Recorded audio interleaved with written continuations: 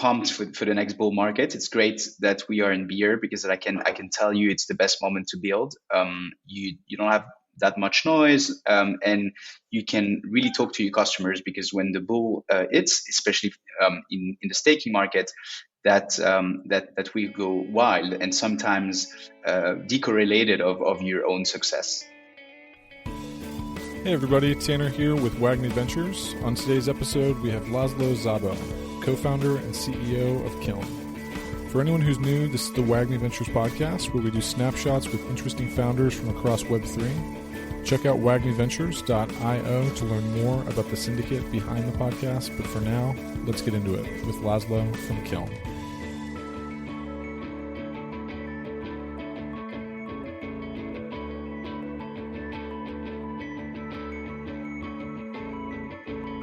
All right. Hey, everybody. I'm here today with Laszlo Szabo, co-founder and CEO of Kiln. Laszlo, how's it going today? Yeah, very well, Tanner. Thank you so much for having me. Yeah, thank you so much for taking the time. I know we've got a lot to chat about, and I think it's going to be a great conversation. So maybe to get started, could you just tell us a little bit about your story and what brought you to what you're building at Kiln? Yeah, so I was an entrepreneur all my life. I did hospitality school, so nothing related to crypto or tech. Launched the first tech recruitment company in 2015, and I discovered Bitcoin just a little bit prior to that, because I met when I was in hospitality, I met someone in Tokyo called Adam Treadman, who was the CEO of BRD Wallet. Now it's kind of Coinbase Wallet, because has been bought by Coinbase, and at the time he explained me Bitcoin. 2014, and then we had a friend at Consensus 2016 that explained me Ethereum, the smart contracts. I invested in Ethereum in 2016, and then ICOs in 2017.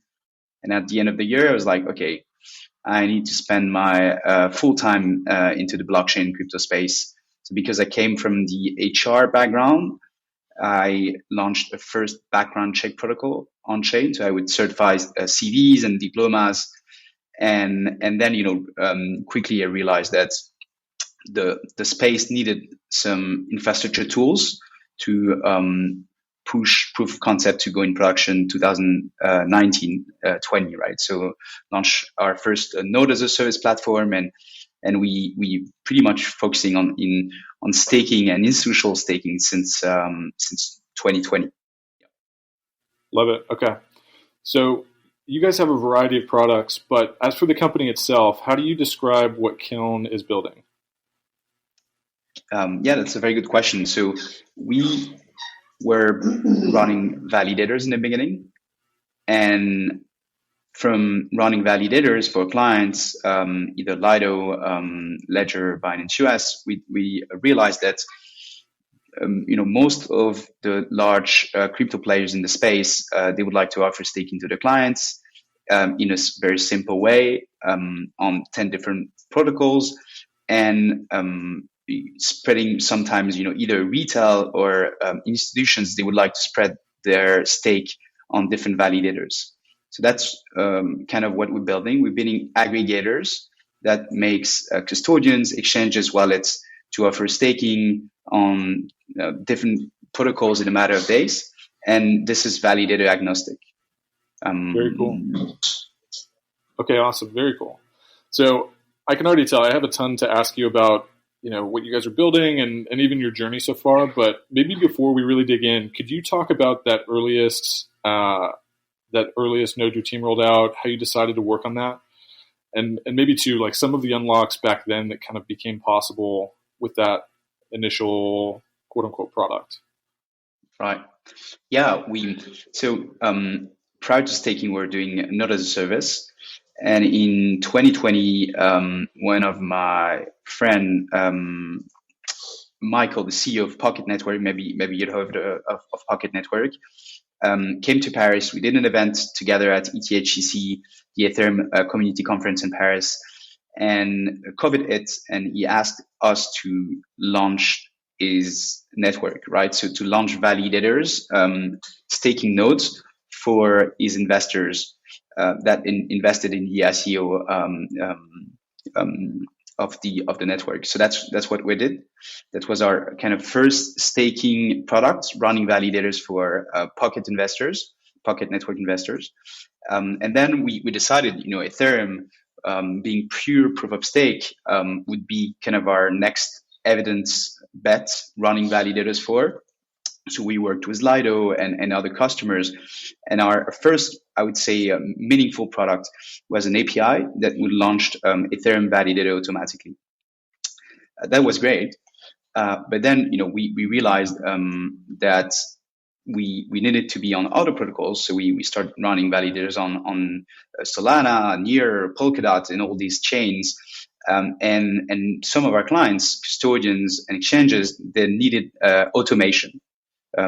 So they needed a staking API on all these protocols so that when you are on Binance US, you click on a button staking Solana, it happens automatically with the security of a B2B custodian to hash flag blocks, for example. And part of that product would also give the right data. Oh, you have staked your assets. Now you're going to earn this amount of SOL per day per blocks. So that's Kiln Connect, right? It's a SDK that wraps staking automation through the major custodians and giving the right data through a rewards API. And then we kind of did the same on Ethereum, right? It's pretty complex to stake on ETH today because it's batches of 32 ETH. It's not a delegated protocol. So if you want to stake any amount, you have to go to Lido or Liquid Collective. That's a consortium that we launched as well with Kraken and Coinbase, but it's liquid staking, right? So there's no simple way to stake any amount of ETH if you are on Ledger or if you are on any of these self-hosted wallets. So we launched another protocol on-chain where it's a smart contract. You can stake any amount of ETH in one transaction. It could be pooled, and then we automate the rewards on-chain. So yeah, and these Kiln on-chain and Kiln Connect are, again, validator agnostic. So you can pretty much see that as like an aggregation product that push our customers to offer staking easily and to spread the stake across multiple providers so that the network stays decentralized and our clients spread their risk. Love it. Super interesting.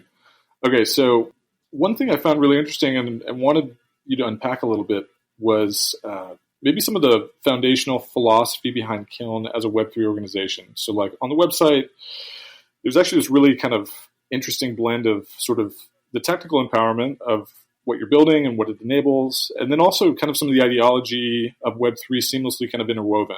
Like the line, there's a line from the website, staking is a core primitive of this new world. By enabling asset owners to use their stake to secure the network and earn a yield doing so, staking preserves decentralization and provides returns. It is the internet bond.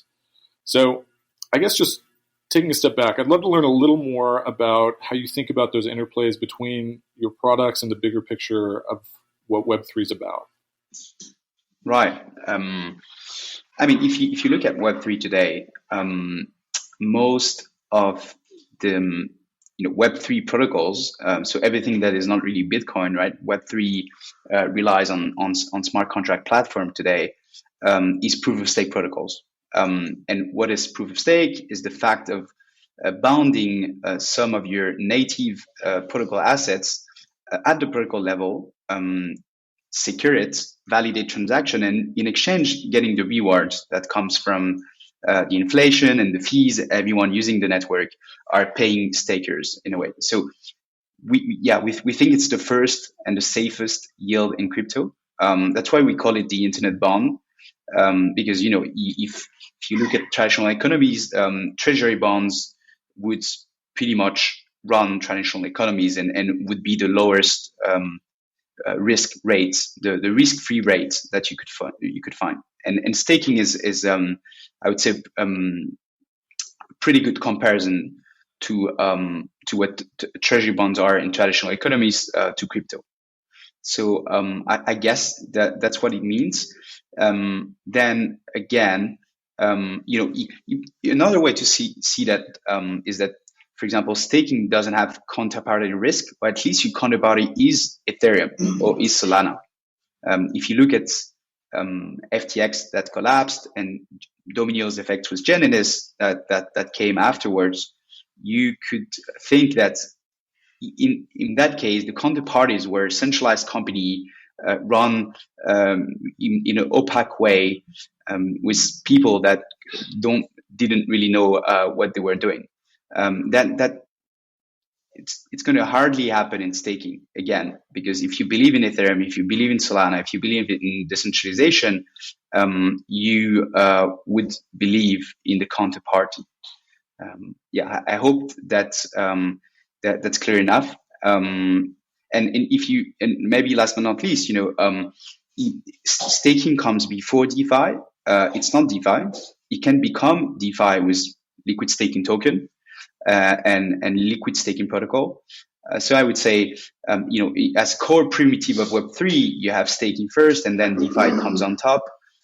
It's not the same risk, but both are decentralized core primitive yields that comes with transparency. Love it. Yeah. Okay, so let's go back to the beginning. What were some of the early challenges, and how did you and your team think about solving for them?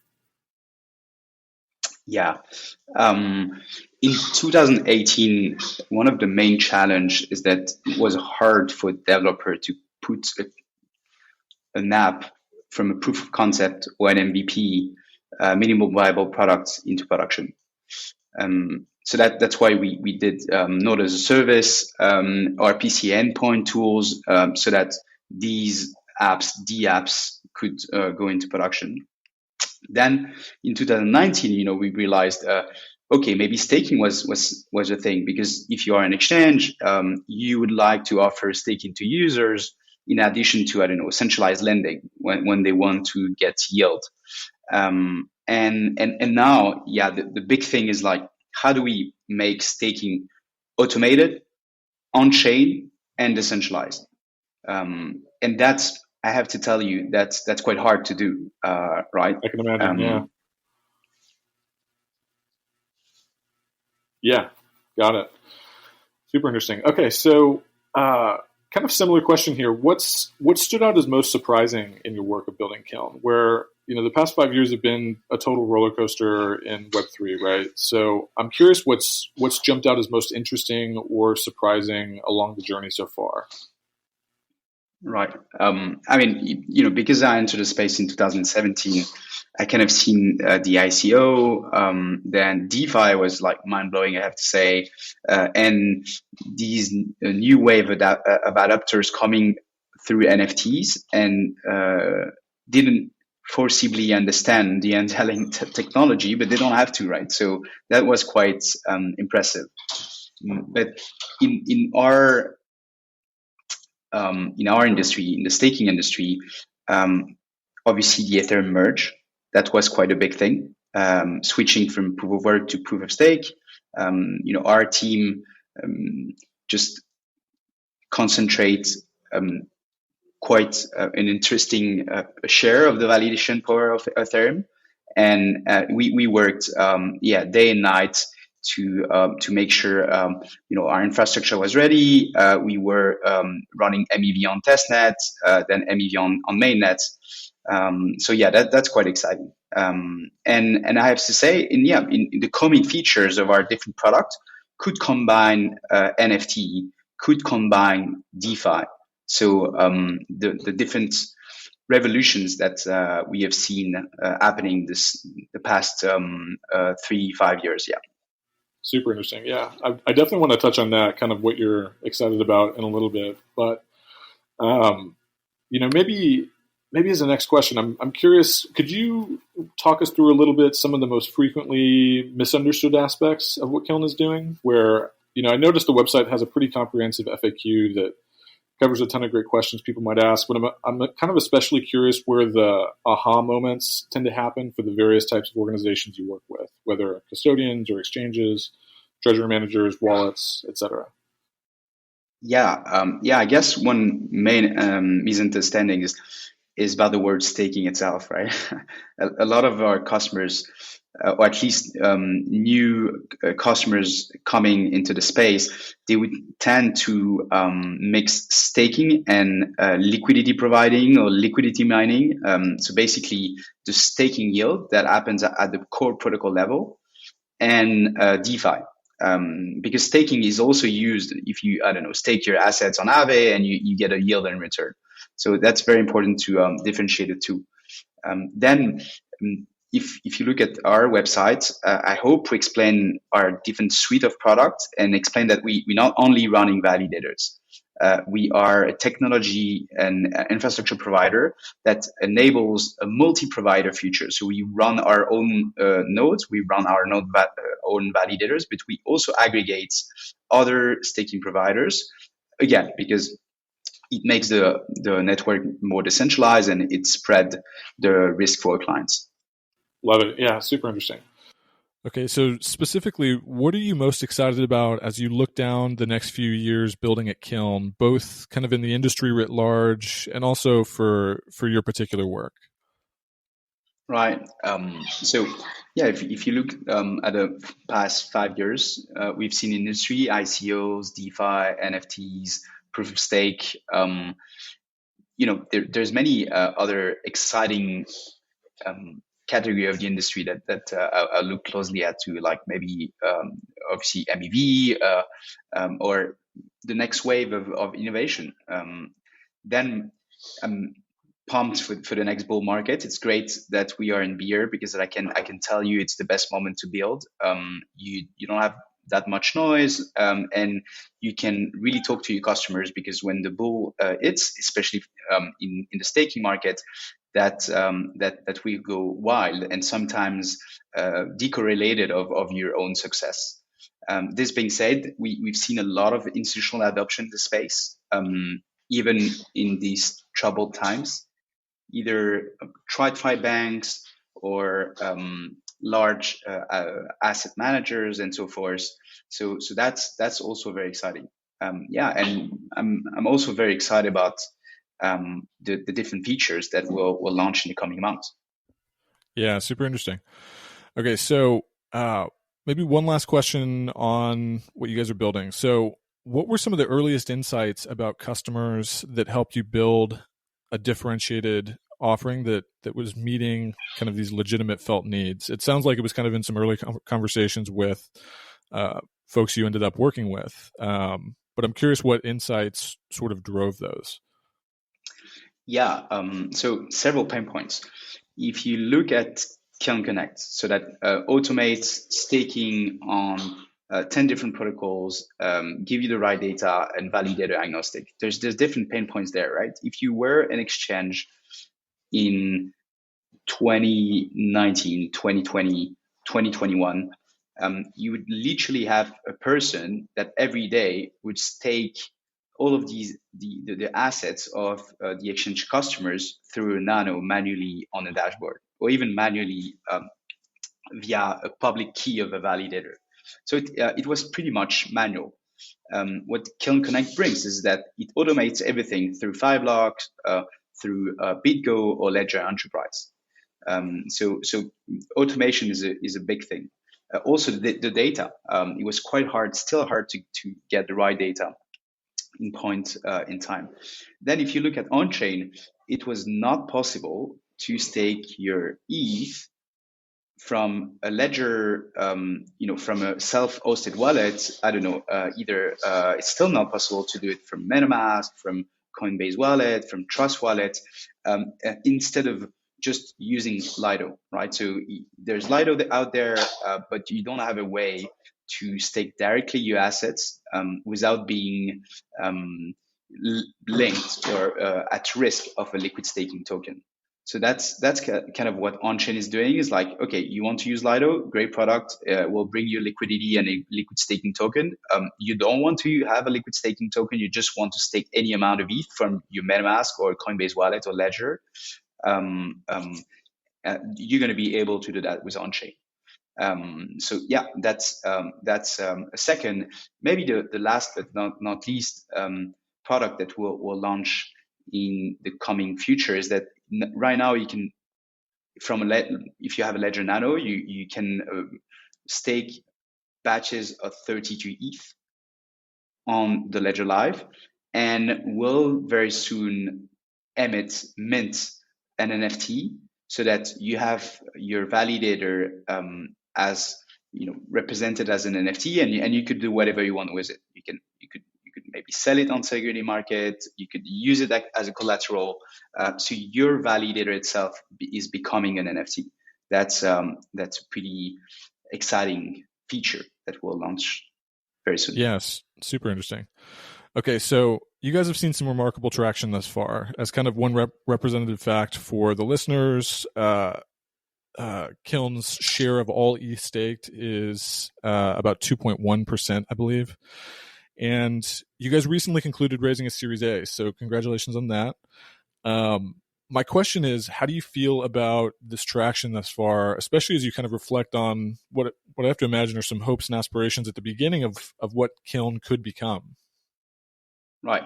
Yeah, I guess because of the merge, because of the recent event with FTX, and showing that centralized lending is not the best yield in the market if you are an exchange or custodian to offer to your customers, and staking might be the answer, or DeFi as well. We haven't received as much traction as in the last month and a half. So since everything happened. Again, because staking is the safest yield in market, and also because we are connecting to self custody solutions, and a lot of funds flow from exchanges to self custodians. This being said, we announced a partnership with Ledger, with Binance US, and we will announce many more partnership in the future. 2.1% is our validation power on Ethereum. That might increase because we are still running the validators, but at some point we'll push our aggregation technology, so that even other validator provider can use it, simplified access for staking for users, and keep the network decentralized. Very cool. Yeah. Okay. So 2 last questions here for you. First question, what is your most generalizable advice for founders building in the Web3 space, kind of based on your path thus far? Right. The first one, the main one, I've been through 2018-19. That's the bear market. Don't get depressed by the bear market. Keep building. What changed from 2018 and 19 is that now there's a lot of money in the space. There's a lot of crypto VCs, and obviously WAGMI Ventures is a very good example, are still investing, which is great. And if you get funding, don't get depressed, because it's hard to find revenue and to find maybe the right feedback for clients. Because if you do find the right products during bear market, I can tell you that your company is gonna have like a massive growth during the next bull. So that's the first one. Don't be depressed. Bull will hit again, and that's part of our industry. That's part of our business. Then I would say try to meet as many people in the space. It's evolving so fast. Try to stay open to learn as many things, because on any business there's many interconnection, right? We were building validators, we're now doing smart contract, and maybe we'll launch NFTs, and from staking we might go to DeFi in the future. So just be very open to any innovation that will come. Love it. Okay. So Laszlo, last question. What is your team working on right now, and what's the best way for people to follow along the journey? Yep. Our 2 main pain points are staking aggregators. So it's basically indexers that will index the consensus layer data for customers, so that in point in time, in a validated agnostic way, how much are you earning when you stake your SOL, your NEAR, your ETH, or any other proof of stake assets. That's quite hard to do in engineering manner, I would say. So, and the second is pooling. So you can now, through the Ledger Live, for example, stake batches of 32 ETH in a non-custodial way, and you will be able to stake any amount at Q1. That's another main challenge to solve.